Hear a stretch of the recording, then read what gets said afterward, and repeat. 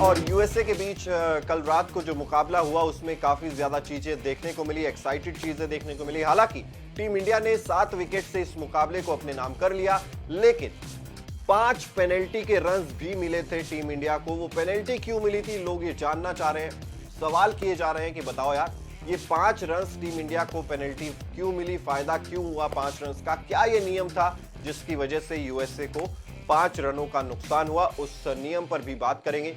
सबसे पहले आपको बता दें कि कल कप्तानी नहीं कर रहे थे जो यूएसए के रेगुलर कप्तान है मुनांग पटेल, उनकी जगह एरन जॉन्स कप्तानी कर रहे थे। और जब ये 5 रनों की पेनल्टी लगी यूएसए को, तब वो एम्पायर से काफी देर तक बातचीत करते हुए भी नजर आ रहे थे, लेकिन एम्पायर्स रूल्स पर स्टिक रहे और उन्होंने इंडिया को 5 रनों का बेनिफिट दिया।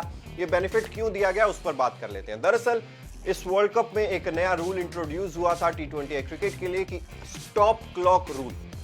इस रूल का नाम था स्टॉप क्लॉक रूल, जिसके तहत आपको हर ओवर के बीच में 60 सेकंड से ज्यादा का गैप नहीं रखना है। फॉर एग्जांपल, अगर आपने 12वां ओवर खत्म किया है, उसके बाद 60 सेकंड्स के अंदर अंदर 13वें ओवर की पहली गेंद आपको डालनी पड़ेगी, अन्यथा आप पर एक बार वार्निंग दी जाएगी। अब एक बार पहले 60 सेकंड्स में आपने ओवर शुरू नहीं किया तो वार्निंग, दूसरी बार भी अगर आपने यही रिपीट किया यानी कि 60 सेकंड्स के अंदर अगला ओवर शुरू नहीं किया तो दूसरी बार भी आपको वार्निंग दी जाएगी। और अगर तीसरी बार सेम मिस्टेक रिपीट होती है तो फिर आपको कहीं ना कहीं पेनल्टी लगती है 5 रन की। अब यूएसए की टीम ने यही किया, 3 बार ये गलती की कि अगला ओवर शुरू करने के लिए उन्होंने 60 सेकंड से ज्यादा का समय ले लिया, जिस वजह से इंडिया को 5 रनों का फायदा हुआ। 30 बॉल्स में 35 रन चाहिए थे टीम इंडिया को उस वक्त जब ये पेनल्टी के रन टीम इंडिया को मिले। 30 बॉल 35, इक्वेशन कुछ भी हो सकती थी, ये मुकाबला कहीं भी जा सकता था।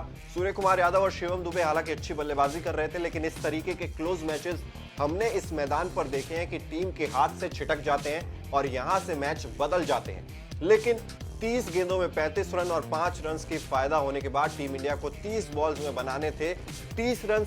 यहां से यूएसए की उम्मीदें भी थोड़ी दम तोड़ती हुई नजर आई और टीम इंडिया का हौसला जो है वो बुलंद होता हुआ नजर आया और यूएसए की टीम पेनल्टी की वजह से 5 रन गंवा बैठी।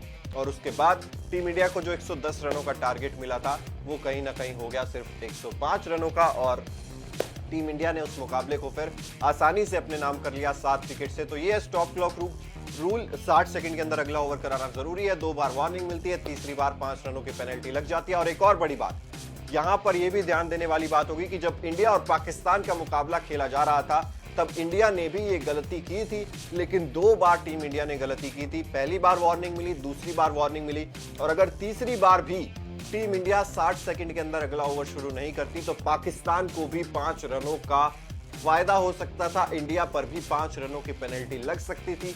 बहुत क्लोज वो गेम था, टीम इंडिया ने उस मुकाबले को जीता था और अगर वो 5 रन पाकिस्तान को मिल जाते तो उस मैच का रुख भी बदलता हुआ हमें नजर आ सकता था। तो ये है स्टॉप क्लॉक रूल, जिसकी वजह से 5 एक्स्ट्रा रन टीम इंडिया को मिले और टीम इंडिया को फायदा हुआ।